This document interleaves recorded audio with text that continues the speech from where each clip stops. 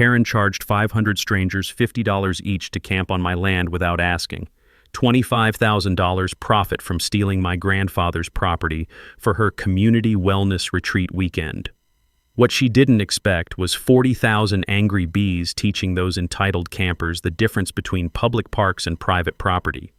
By the time the ambulances stopped coming, Karen learned why you don't mess with a retired firefighter who's got nothing left to lose and everything to protect. See, I'm Wesley Hoffman, and for 30 years I ran into burning buildings to save people's lives. But when someone tries to profit off land my family's owned for 3 generations, well, that's when I discovered my bees make better backup than any fire crew ever did. Before we go any further, comment where in the world you are watching from and make sure to subscribe, because tomorrow's story is one you don't want to miss. Let me paint you a picture of how this whole mess started. I'm Wes Hoffman, 62 years old, been living on the same 15 acres outside Millerville, California my whole life. My grandfather bought this land back in 1952 when it was still real farm country. Now it's what they call the rural-suburban border. Old-timers like me mixed in with Silicon Valley refugees who think they can buy their way into small-town life. 3 years ago, my wife Sharon died from cancer. 43 years together, and suddenly I'm rattling around this old ranch house like a marble in a coffee can. The fire department pension keeps the lights on, but barely. Got a bum knee from when a roof collapsed on me in 2018, so the heavy lifting days are over. That's when I started keeping bees. Sharon always said, help your neighbors, they'll help you back, and honey seemed like a good way to do both. Plus, bees don't judge you when you talk to yourself at 4 in the morning. I named each hive after fallen firefighters: Rodriguez, Captain Murphy, Jimmy Kowalski. These boxes became my therapy, my income, and my connection to something bigger than grief. The sweet smell of honey mixing with diesel fumes from my old pickup became the soundtrack of my new normal. Every morning I'd make coffee with my own honey, walk the hive rows listening to that distant power line hum of 40,000 workers who actually knew their purpose. Then Karen Westfield showed up like a bad rash. Karen moved here 18 months ago with her husband Derek, bought the biggest house in the new Meadowview development, one of those fake Mediterranean monstrosities with more square footage than my grandfather's entire farm. Karen's 42, drives a white Tesla Model X with blessed plates, and has 47,000 Instagram followers watching her document her authentic rural lifestyle. And she's a yoga instructor and life coach, which apparently qualifies her to run other people's lives. Derek owns some tech consulting firm called Streamline Solutions, works from his home office managing server farms or data whatever. The kind of guy who wears $200 hiking boots that have never seen actual dirt. Within 6 months, Karen got herself elected HOA president. Her platform? Bringing community standards to our changing neighborhood. Translation: making life hell for anyone who doesn't fit her suburban fantasy.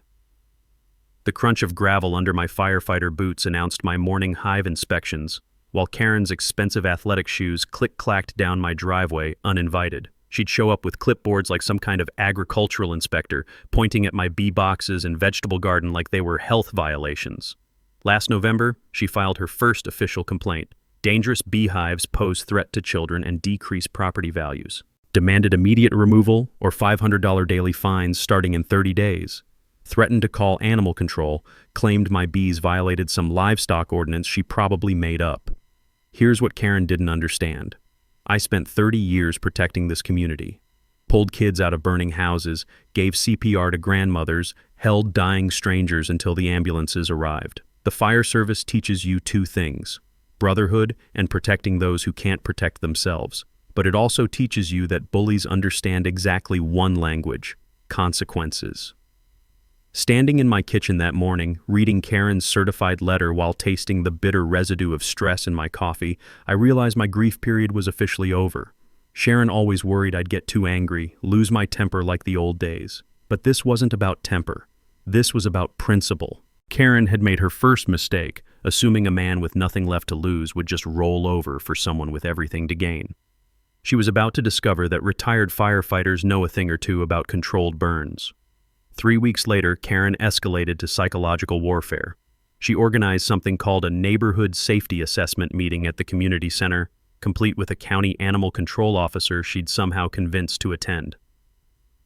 I walked into that stale coffee-smelling room and found 30 neighbors plus this official-looking guy with a badge. Karen had prepared a slideshow, actual PowerPoint slides about bee attack statistics, with photos she'd clearly pulled from the internet. One showed someone in a hospital bed, another had bees swarming around a school playground. Pure fiction, but presented with the confidence of a pharmaceutical sales rep. "Mr. Hoffman's hobby has become a public menace," Karen announced, clicking through slides with the authority of someone who'd never been closer to a bee than the honey aisle at Whole Foods. "These are Africanized killer bees, and they're threatening our children's safety." The animal control officer, a young guy named Rodriguez, different Rodriguez than my hive, looked uncomfortable. "Ma'am, I've reviewed the complaint, but I'm not actually a bee expert. I mainly handle dogs and cats."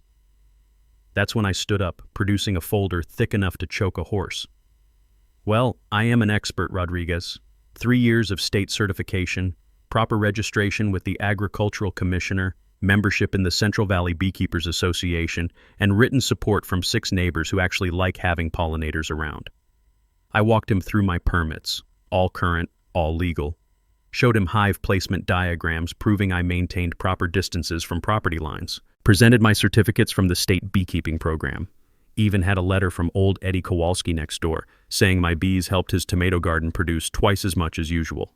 Karen's face went through several shades of red as her presentation collapsed. "But what about the dangerous African strains?" she sputtered. "I keep Italian honeybees," I explained to Rodriguez. "Gentle as house cats, bred for temperament and honey production. Takes a lot to rile them up." Rodriguez started packing his clipboard. "Mr. Hoffman, your operation looks completely legitimate. Mrs. Westfield, you mentioned aggressive Africanized bees in your complaint, but that's clearly not what we're dealing with here." The mini twist hit like a slap. Rodriguez continued. "Actually, ma'am, filing false reports about bee species is a misdemeanor. You might want to be more careful about your accusations." Karen went nuclear. Stood up so fast her metal folding chair squeaked against the linoleum like fingernails on a chalkboard. "This isn't over, Hoffman. I know people. I have resources. You can't intimidate me with your good old boy network." She stormed out in her $200 hiking boots that had never seen real hiking, leaving behind the lingering cloud of vanilla perfume that probably cost more than I spend on groceries in a month. But here's the thing about small towns.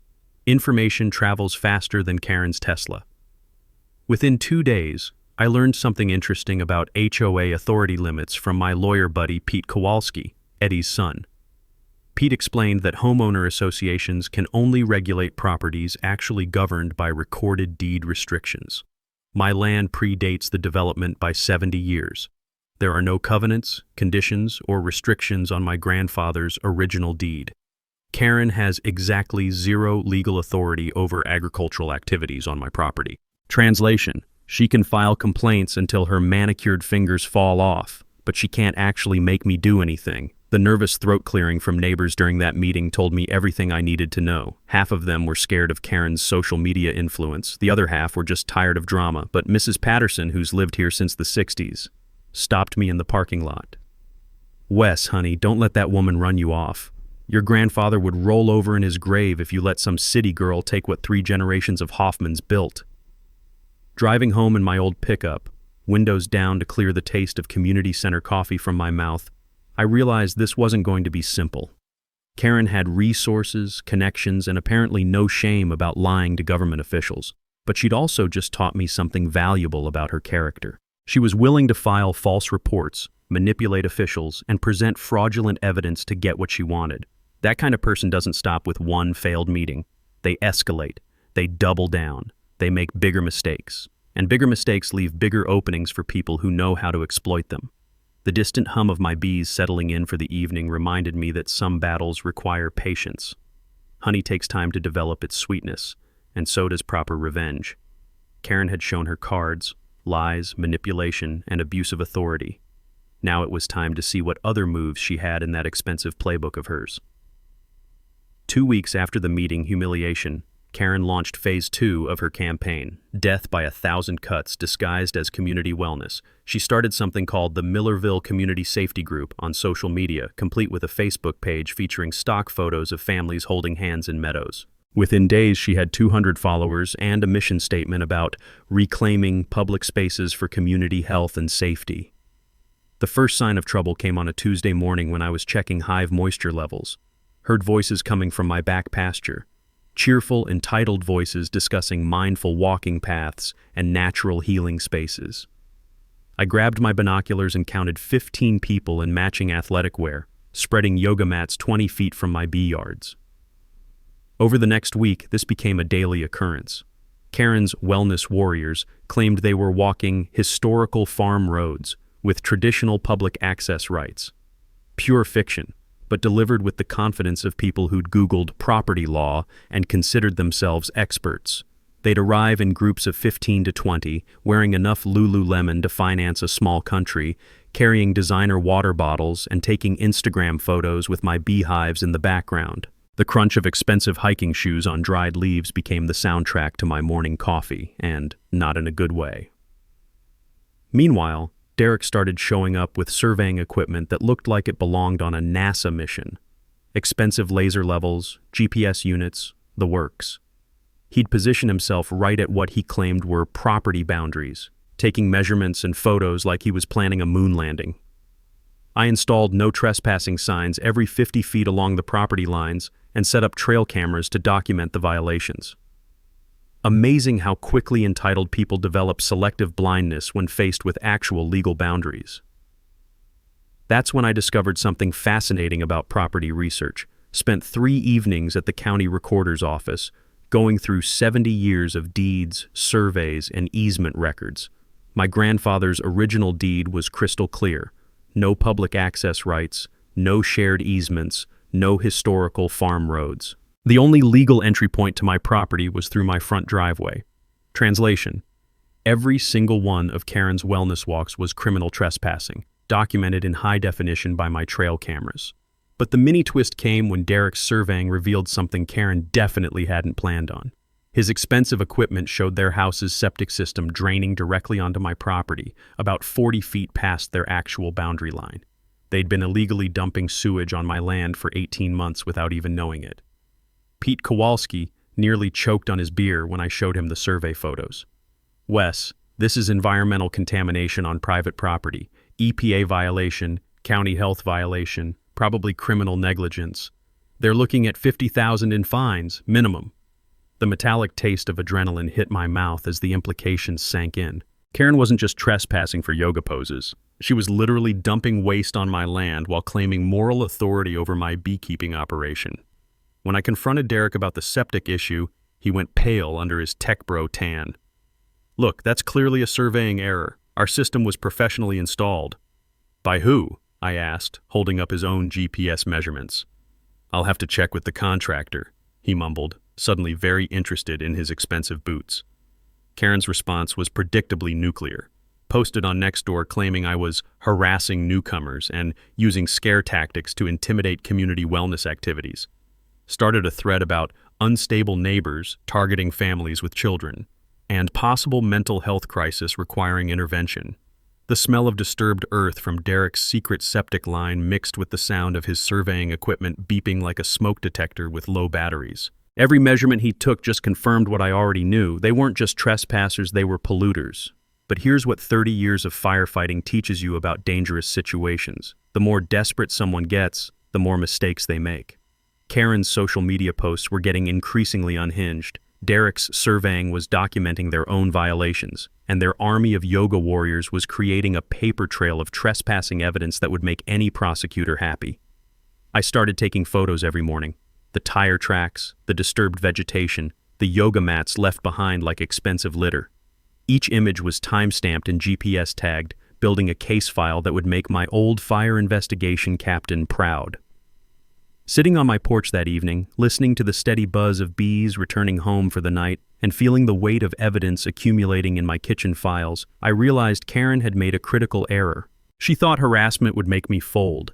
Instead, she was documenting her own crimes while teaching me exactly how far she was willing to go to get what she wanted. The question wasn't whether Karen would escalate again.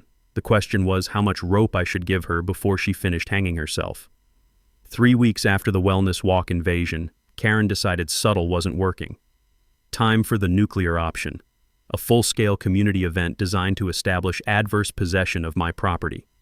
She announced it on social media as the Community Wellness Retreat Weekend, a 2-day outdoor yoga and meditation festival for reclaiming community spaces and healing neighborhood divisions. The Facebook event page featured professional graphics, a lineup of guest speakers, and a location pin dropped right in the middle of my back pasture.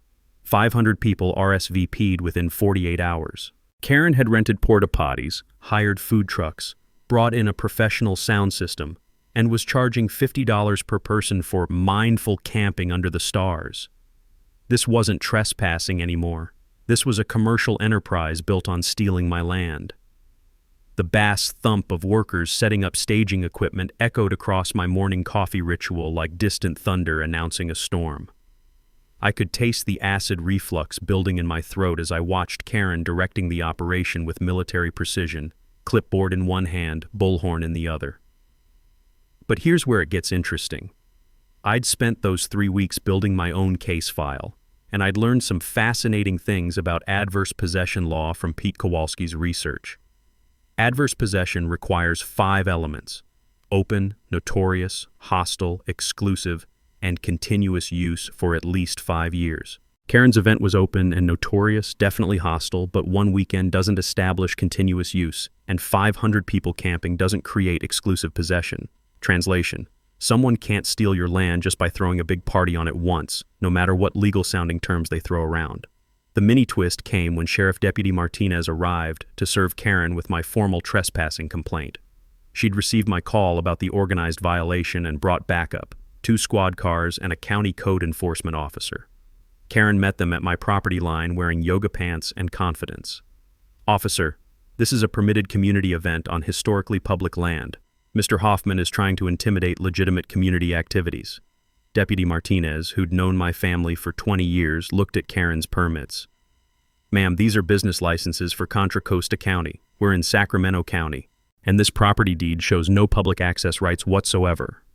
That's when Karen produced her secret weapon, a folder full of what she claimed were historical easement documents, proving community access rights dating back to the 1940s. Professional-looking papers with official seals and legal language. I recognized the smell of fresh printer toner immediately. These weren't historical documents. They were freshly manufactured fiction, but they looked convincing enough to fool someone who hadn't spent 3 weeks researching the actual deed history. Deputy Martinez studied the papers while I produced my folder, the real deeds, surveys, and title reports from the county recorder's office. "Mrs. Westfield, where exactly did you obtain these historical documents?" "From the county archives," Karen stammered, her yoga instructor composure cracking for the first time. "Strange," Martinez replied, "because I called the recorder's office before driving out here. There are no public easements on this property, and these document numbers don't exist in any county system." The weight of court papers in my manila envelope felt like vindication in physical form. Karen had just committed document fraud in front of a police officer while organizing commercial trespassing on private property. But the real twist came from the code enforcement officer, who'd been quietly photographing Karen's event setup. "Mrs. Westfield, you're operating a commercial event without proper permits, on property you don't own, with food service and camping facilities that violate at least 6 county codes." Karen's GoFundMe page for legal defense against extremist neighbors had raised $847 from people who'd never been to California, much less seen the actual property dispute. Reading her description was like watching someone describe a corporate pollution scandal instead of a hobby beekeeper protecting his grandfather's land. The nervous buzz of cell phone notifications from angry neighbors filled the afternoon air as news of Karen's document fraud spread through the community faster than wildfire through dry grass. Some supported her gentrification agenda, but forged legal documents to steal land? That crossed lines even her allies couldn't defend. Derek tried damage control, claiming the documents were consultant research and possibly outdated. But Deputy Martinez had already photographed everything and launched an investigation into the fraudulent papers. As the sun set on Karen's retreat setup, with porta potties positioned 50 feet from my bee yards and sound equipment powered by generators loud enough to wake the dead, I realized this was no longer about property rights or HOA authority. This was about a coordinated campaign to force me off land my family had owned for 3 generations. The question was, what were Karen and Derek really after? And more importantly, how far were they willing to go to get it? The answer came from the most unexpected source: Derek's own laptop. 3 days after the document fraud incident, my neighbor Eddie Kowalski knocked on my door with information that changed everything. His son Pete had been digging deeper into Streamline Solutions, Derek's tech company, and discovered something that made my blood run cold. "Wes, you're not going to believe this," Eddie said, spreading printouts across my kitchen table. The paper smell of fresh documents mixed with the bitter taste of morning coffee as I realized the scope of what we were dealing with. Derek's company specialized in server farms, massive data centers that require rural locations, high-speed fiber access, and cheap land. Through Pete's legal connections, we'd obtained Derek's business correspondence with commercial real estate brokers. Email chains dating back 6 months, site assessment reports, and financial projections that painted a very clear picture. Streamline Solutions had identified my 15-acre property as the perfect location for a $20 million server farm. Rural setting, existing fiber infrastructure from the county's broadband initiative, and what Derek described as motivated seller potential due to agricultural decline. The business plan projected $15 million in annual revenue from cloud hosting contracts with Silicon Valley companies. Derek had already secured preliminary agreements with 3 major clients pending site acquisition. But here's where it gets ugly. This wasn't Derek's first rodeo. Pete found records showing Karen and Derek had used identical harassment campaigns in 2 other California towns over the past 5 years. Moved in, targeted longtime residents with HOA violations and code enforcement complaints, forced below-market sales, then flipped the properties for massive development projects. In Pleasanton, they'd forced out an elderly couple running a small nursery business. Market value, $400,000. Sale price after 8 months of harassment, $250,000. Derek's development profit, $2.8 million. In Petaluma, they'd targeted a veteran with PTSD who raised therapy horses. 6 months of complaints about agricultural odors and safety hazards. Forced sale at 60% of market value. Derek's data center development netted $3.2 million. The smooth river rock Sharon used to fidget with during her cancer treatments felt cold in my palm as the implications hit. This wasn't random HOA harassment. This was calculated real estate fraud disguised as community improvement. Text messages between Karen and Derek, obtained through Pete's discovery process, showed their real attitude. "B-guy won't know what hit him. 6 months max and we'll have his land for half price. These rural types always fold when the legal pressure gets serious." Another message: "Community wellness angle is perfect cover. Who's going to argue against yoga and meditation? Old-timer looks like the villain trying to stop healthy activities." The sound of Pete's pen clicking during our phone calls became the rhythm of revelation as more evidence emerged. Derek had commissioned professional soil surveys, environmental impact studies, and infrastructure assessments of my property, all done without my knowledge or permission through county records and aerial photography. They knew my property's development potential better than I did. The server farm would generate more revenue in 2 years than my grandfather's farm had produced in 70 years. And Karen's harassment campaign was designed to break my will, drain my resources, and force a desperate sale. But they'd made one critical mistake. They assumed I was just another obstacle to remove, not someone with 30 years of experience investigating how disasters happen and who's responsible. Sitting in my kitchen surrounded by evidence of their fraud, feeling the weight of betrayed community trust and deliberate manipulation, I realized this wasn't about defending my property anymore. This was about stopping predators who used community development as cover for systematic theft. Karen and Derek had turned neighborhood improvement into a weapon, and they were planning to use it again on the next unsuspecting family. Time to show them what happens when you pick a fight with someone who has nothing left to lose and everything to fight for. That night, sitting at my kitchen table with evidence spread like a war map, I started planning the kind of operation that would make my old fire captain proud. This wasn't about revenge anymore. This was about controlled demolition of a fraud scheme before it destroyed more families. First, I needed to understand my weapons. Spent the next week researching bee behavior during disturbances, and what I learned was fascinating. When hives detect threats, loud noises, vibrations, unfamiliar scents, guard bees release alarm pheromones that trigger colony-wide defensive responses. Multiple disturbed colonies create what beekeepers call a cascading alarm effect. Translation: scared bees protect their home, and when 500 strangers start stomping around screaming, 40,000 bees take it personally. Eddie Kowalski helped me modify 6 hive stands with motion-activated release mechanisms. Simple gravity-fed systems that would drop entrance restrictions when triggered by movement, allowing full colony access. The smell of wood stain on modified equipment mixed with Eddie's muttered complaints. 30 years I lived next to your grandfather. Never had to weaponize bees back then. The feel of smooth, worn hammer handles from Grandpa's toolbox connected me to 3 generations of men who'd defended this land through depression, war, and drought. Now it was my turn to protect what they'd built. On the legal front, Pete Kowalski was building a case file that would make any prosecutor salivate.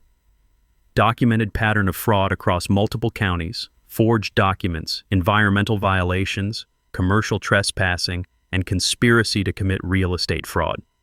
We filed formal complaints with the state attorney general and contacted the FBI's white-collar crime unit. But the immediate strategy focused on Karen's camping event. She'd positioned it 50 feet from my bee yards, claiming she wanted to prove the bees are harmless to her followers. Perfect. Let her prove it. I researched property defense law and discovered something interesting. Landowners can use reasonable measures to protect property from mass trespass, including natural deterrents like livestock or insects. As long as the bees were legally on my property and the event was illegal trespassing, any consequences were Karen's responsibility. The motion sensor systems were elegantly simple. Eddie rigged them to detect significant movement within 20 feet, about the distance Karen's sound system would be positioned. Loud music, bass vibrations, and crowds of people would trigger releases on all 6 hive stands simultaneously. Testing the system with honey samples revealed optimal timing. Bees respond to pheromone alarms within 30 seconds, with full defensive swarms emerging in under 2 minutes. Enough time for maximum chaos, but not enough for quick escape. I contacted Deputy Martinez with detailed evidence of the planned trespassing event, complete with Karen's social media posts advertising commercial camping on my property. She assured me sheriff's units would be positioned nearby to respond to complaints. Then I called Channel 7 News, told them about the Community Unity event that would demonstrate natural property protection methods. Didn't mention the bees specifically, just suggested they might want to film the interaction between entitled urban campers and authentic rural lifestyle. The financial calculation was sobering. Karen's harassment had cost me $3,000 in legal fees, lost productivity from stress, and property damage from trespassers. But Derek's server farm would generate millions while destroying the agricultural character that made this community special.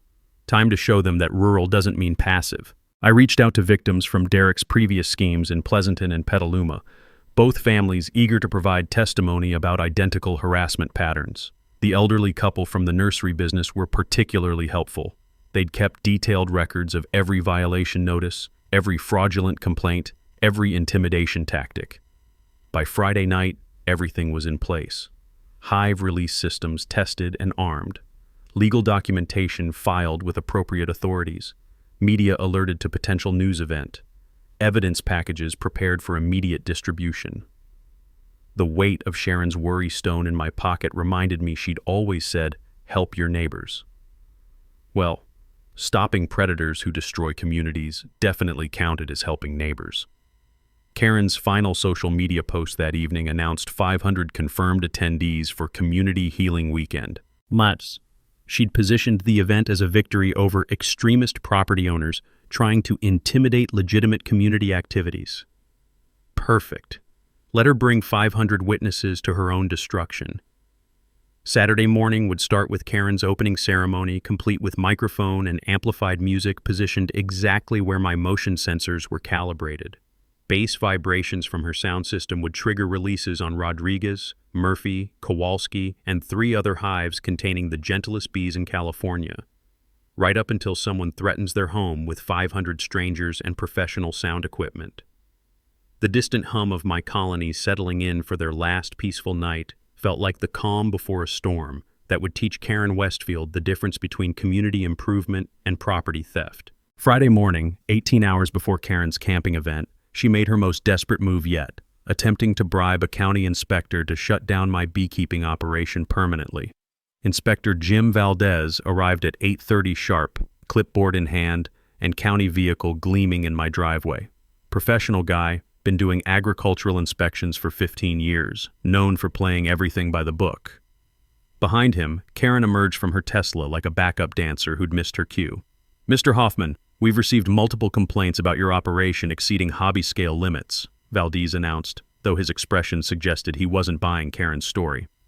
"Mrs. Westfield has provided documentation suggesting commercial-level activity." Karen produced her laminated inspection checklist, clearly printed from some random beekeeping website, and started directing Valdez around my property like a substitute teacher managing a field trip. "See how many hives he has? That's definitely commercial. And look at all this equipment." I walked Valdez through my actual records. 12 active hives, well under the 25 hive limit for hobby classification. 3 years of honey sales documentation showing $400 monthly income, nowhere near the commercial threshold of $5,000 annually. Current registration with the Agricultural Commissioner, proper protective equipment, bee health certificates updated every 6 months. "Everything looks completely legitimate," Valdez told Karen, making notes on his official forms. The metallic scratch of his pen on county paperwork sounded like vindication. "Mr. Hoffman's operation is properly registered, appropriately scaled, and fully compliant." That's when Karen made her fatal mistake. She pulled Valdez aside, thinking I was out of earshot while checking hive moisture levels. But 30 years of firefighting teaches you to hear everything, especially when people think you're not listening. "Look, Jim, I know this seems minor, but this guy is really causing problems for our community development," Karen said, her voice dropping to what she probably thought was conspiratorial. "What would it take to find some violations? Maybe something about hive placement or bee density?" The taste of metallic adrenaline hit my mouth as I realized she was openly attempting bribery. "I understand you're busy, and this probably seems like a waste of time," she continued, reaching into her designer purse. "Maybe this would compensate you for the extra documentation required for a thorough investigation." She handed him an envelope. Thick envelope. Valdez opened it, counted what looked like $20 bills, then closed it with the kind of careful precision that suggested he was thinking about federal charges. "Mrs. Westfield, are you offering me money to falsify an inspection report?" "I'm offering a consulting fee for comprehensive agricultural assessment services," Karen replied, apparently believing lawyer speak would make bribery legal. That's when Eddie Kowalski's voice came from behind the bee shed. "Got it all on audio, Wes, crystal clear." The mini twist hit Karen like a freight train. Eddie stepped out with his phone, recording app still active, grinning like a man who'd just won the lottery. "Amazing what you can hear when you're just checking honey levels, ain't it?" Valdez handed the envelope back to Karen with the kind of disgusted expression reserved for people who offer bribes to public officials. "Ma'am, attempting to bribe a county inspector is a felony, carries 2 to 5 years in prison, plus fines." Karen went pale under her yoga studio tan. "That wasn't a bribe, that was a consulting payment for professional services." "No, ma'am, it wasn't," Valdez replied, photographing the envelope with his county-issued phone. "And this isn't my first rodeo with development-motivated inspection requests. I'm filing a report with the district attorney's office this afternoon." Karen's nervous laugh sounded like a smoke detector with dying batteries as she realized her real estate fraud scheme had just graduated to federal crimes. Bribing government officials creates paper trails that investigators love, documented corruption with clear motives and obvious beneficiaries. As Valdez packed his clipboard, he mentioned something that made my blood run cold. "Mrs. Westfield, this is the second time in 6 months someone's tried to bribe me over bee inspections. Previous case involved a woman in Petaluma who wanted me to cite violations that didn't exist. Same story. Community development concerns." Eddie and I exchanged looks. Derek and Karen's fraud pattern included bribing the same inspector in multiple counties. This wasn't just systematic theft. This was a criminal enterprise with documented standard operating procedures. After Valdez left, Karen tried damage control, posted on social media claiming the inspector was compromised and influenced by old boy networks, demanded state investigation into biased enforcement and favoritism toward non-conforming properties. But her camping event was still scheduled for tomorrow morning with 500 people planning to trespass on my property while she faced felony bribery charges. The weight of evidence accumulating against her felt like inevitable justice finally gaining momentum. Sitting on my porch that evening, listening to my bees settling in for the night, I realized Karen had just made the same mistake that destroys most criminals. She'd escalated faster than her judgment could keep up with her desperation. Tomorrow would prove that sometimes the smallest creatures deliver the biggest lessons about respecting other people's property. Saturday morning arrived with the kind of crisp autumn air that makes rural California feel like paradise. Unfortunately, it also arrived with 500 entitled campers who thought paradise was their personal playground. By 7 a.m., my front pasture looked like the world's most expensive refugee camp. Tesla Model X's parked next to Subaru Outbacks, designer camping gear scattered across acres of protected wildlife habitat, and enough Patagonia fleece to outfit a polar expedition. Karen had rented professional equipment for her community healing weekend. 4 porta-potties, 3 food trucks, and a sound system that could have provided audio for a small concert. The bass thump of workers testing speakers echoed across morning air like distant artillery, making my bee colonies restless in their hives. The diesel exhaust from catering trucks mixed with the acrid smell of portable toilets being positioned 50 feet from my bee yards. Karen had chosen this location deliberately, telling her followers she wanted to prove the bees are harmless, while reclaiming community space from extremist property owners. Derek arrived with the same surveying equipment that had revealed their septic system violations, clearly planning to use the event chaos as cover for officially staking property corners.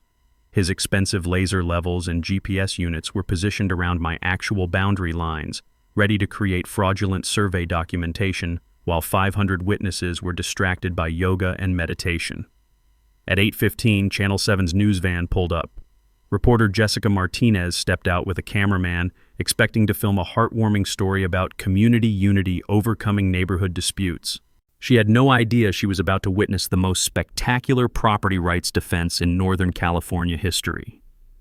Karen opened the event with a microphone and professional sound system, addressing her followers like a motivational speaker at a corporate retreat.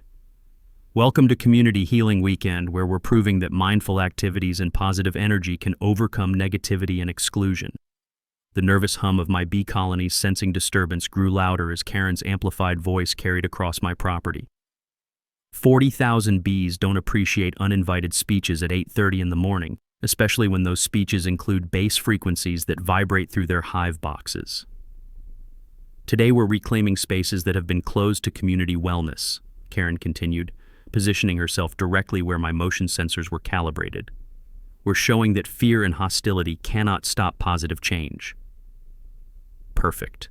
Bring 500 witnesses to your own destruction while providing audio commentary for the news cameras. That's when Karen made her final mistake. She directed the sound engineer to turn up the bass for full community impact, apparently believing louder music would somehow legalize mass trespassing. The bass vibrations from her professional speakers triggered motion sensors on all 6 hive stands simultaneously. Rodriguez's hive released first, 20,000 Italian honeybees emerging like a dark cloud over Karen's yoga platform. Within 30 seconds, Murphy and Kowalski hives joined the party, responding to pheromone alarms with the kind of coordinated defensive action that makes beekeepers respect these tiny creatures. The visual impact was everything I'd hoped for. Massive swarms descended on the camping area like biblical plague, sending 500 people scrambling for car doors while Karen stood frozen at her microphone, finally understanding what consequences actually means. Food truck drivers abandoned equipment and sprinted for their vehicles. Yoga mats became frisbees as people threw them aside while running. Designer camping gear scattered across my pasture like expensive tumbleweeds as panic spread faster than the bee swarms. Karen's amplified voice cut through the chaos. Everyone stay calm. This is just a temporary bee disturbance. Do not let extremist tactics intimidate our community healing. But 40,000 angry bees don't care about community healing, and they definitely don't respond to motivational speaking. Deputy Martinez arrived just as Derek dropped his surveying equipment and ran for his Tesla, abandoning his attempt to establish fraudulent property boundaries. She'd been positioned nearby, ready to respond to trespassing complaints, but hadn't expected to witness such spectacular natural justice. Jessica Martinez and her cameraman captured everything in high definition. Karen's meltdown, Derek's surveying fraud attempt, 500 people fleeing angry bees, and the sweet sight of entitled trespassers learning that property rights aren't just suggestions. The sound of car engines racing to escape mixed with angry buzzing, and Karen's increasingly desperate attempts to maintain control of her community healing narrative. But there's no controlling natural consequences, especially when you've triggered defensive responses from creatures that have been protecting their homes for millions of years. 23 people got stung during the evacuation. 6 required emergency transport for allergic reactions. Every single one had been illegally trespassing on my property while participating in Karen's fraudulent land grab scheme. As the last Tesla disappeared down my driveway, leaving behind scattered camping gear and abandoned yoga mats, I realized the most satisfying part wasn't the chaos. It was watching Karen finally understand that some things can't be bought, bribed, or bullied into submission. The bee swarms had barely settled when the real show began. Sheriff's units arrived first.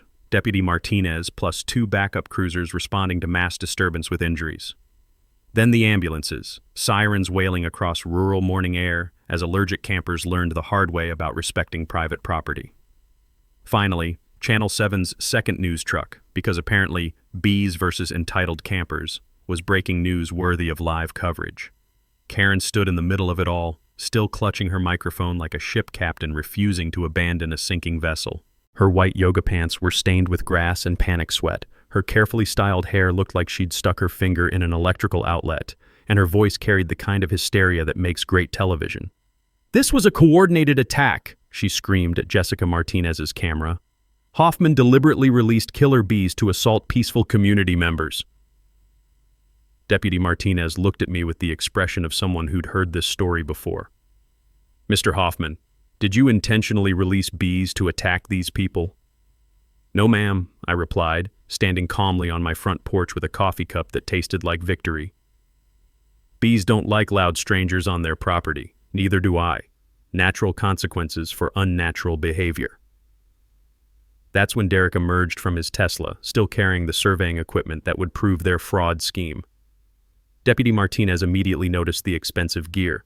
"Sir, what exactly were you surveying on someone else's property?" Derek went pale under his tech bro-tan. "Just, checking boundary lines for the community event." "Without permission from the property owner? While trespassing?" Jessica Martinez thrust her microphone toward Derek as he realized 500 witnesses had just watched him attempt property fraud on live television. "Sir, can you explain why you were surveying private property during an unauthorized camping event?" That's when I decided it was time for my mic drop moment. "Jessica, I've got something your viewers might find interesting," I said, producing the folder that had been sitting on my kitchen table for 3 weeks. Karen and Derek aren't just organizing illegal camping trips. They're running a real estate fraud scheme that's been targeting rural families across Northern California. Mom, I handed her Derek's business correspondence, the emails about server farm development, and evidence from previous harassment campaigns in Pleasanton and Petaluma.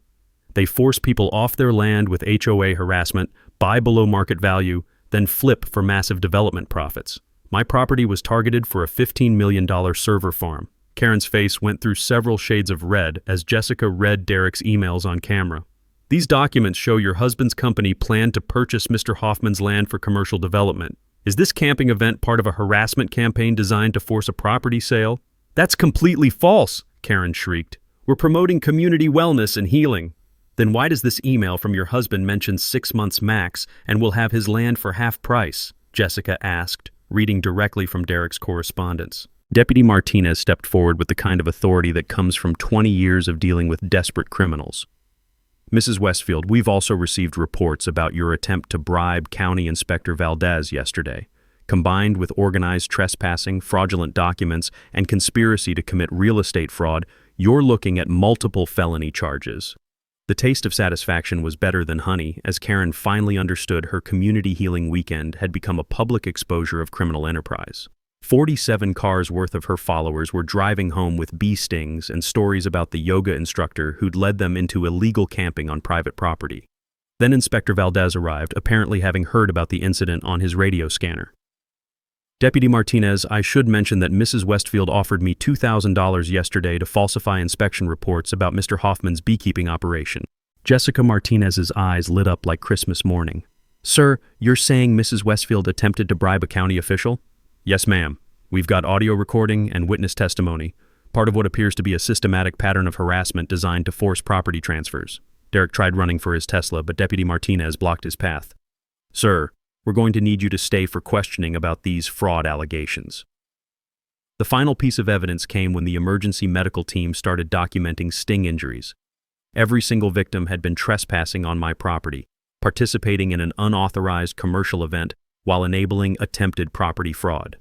As Karen and Derek were placed in separate squad cars for transport to county jail, Jessica Martinez wrapped up her live broadcast. A community healing event becomes criminal exposure as local property owner uses natural pest control to defend against organized real estate fraud. The sweet smell of honey mixed with the distant sound of sirens carrying Karen and Derek away from the rural paradise they'd tried to steal. Sometimes justice comes with 40,000 tiny wings and absolutely no patience for entitled criminals. 6 weeks later, the sweet taste of justice had fermented into something even better: real change for our entire community.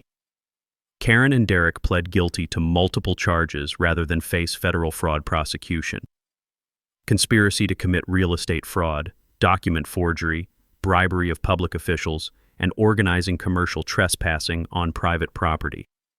Derek's business license was revoked, Streamline Solutions was shut down, and they both faced 3 years in state prison. The financial settlement was everything I could have hoped for. Karen's insurance company paid $127,000 in medical claims for bee sting injuries during her illegal camping event.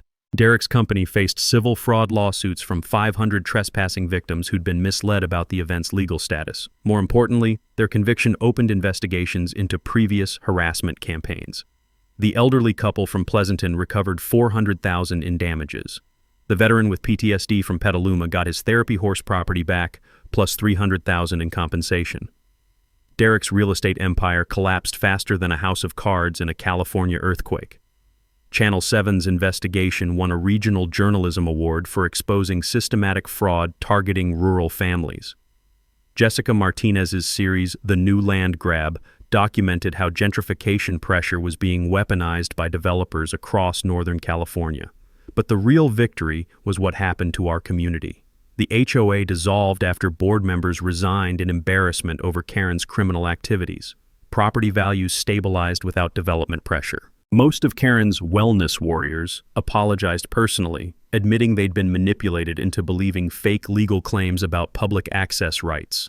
I donated half my settlement to the Millerville Volunteer Fire Department for new thermal imaging equipment. The other half funded Neighbors Helping Neighbors, a honey delivery program for elderly residents who can't drive to farmers markets. Mrs. Patterson gets 2 jars monthly, Eddie Kowalski trades honey for tomatoes from his garden, and 6 other longtime residents receive sliding scale pricing that makes premium honey affordable on fixed incomes. The elementary school added my property to their agricultural education program. Once a month, I teach kids about pollination, honey production, and why protecting rural agriculture matters for everyone. Amazing how enthusiastic 8-year-olds get about bee biology when you explain that their food depends on pollinator health. The most unexpected healing came when my daughter Jennifer called from Oregon. She'd seen Channel 7's news coverage and realized her stubborn father wasn't just a grief-stricken hermit anymore. He was someone willing to fight for principle and community. She visited with my grandkids that Christmas, watching 6-year-old Emma carefully examine bee frames while her brother Jake asked endless questions about hive management, reminded me that some things matter more than honey production: family, legacy, teaching the next generation to stand up for what's right. The Veterans Therapy program started in spring. Turns out bee maintenance provides the same kind of focused, purposeful activity that helps PTSD recovery. Working with creatures that depend on routine, cooperation, and protecting their community appeals to military mindset. 6 local veterans now help maintain expanded hive operations while learning agricultural skills. Sitting on my porch last month, drinking coffee with honey from Rodriguez Hive, I realized Sharon would approve of how this turned out, not just defending our land, but using that defense to strengthen the entire community. Her worry stone sits on my kitchen table next to business cards from new beekeeping students and thank you notes from honey delivery customers. The sound of bees returning home at sunset still provides the soundtrack to my evening routine, but now it's accompanied by occasional visits from neighbors who understand that protecting rural character benefits everyone, not just old-timers with stubborn streaks. Derek's failed server farm site became community garden space. Karen's abandoned wellness retreat concept was replaced by actual community events, harvest festivals, beekeeping workshops, and agricultural education programs that bring people together instead of driving them apart. The crunch of gravel in my driveway now announces friends instead of trespassers, students instead of harassment campaigns, and deliveries of fresh vegetables instead of legal complaints. 3 things I learned from this experience. Document everything, know your property rights, and never underestimate the power of 40,000 tiny allies who don't appreciate trespassers. What's your HOA nightmare story? Share it in the comments below and remember to subscribe for more justice-served stories. Sometimes the smallest creatures deliver the biggest lessons about standing up to bullies who think they can steal your life's work. Community matters. Truth wins. And honey really is sweeter when it's earned protecting what you love.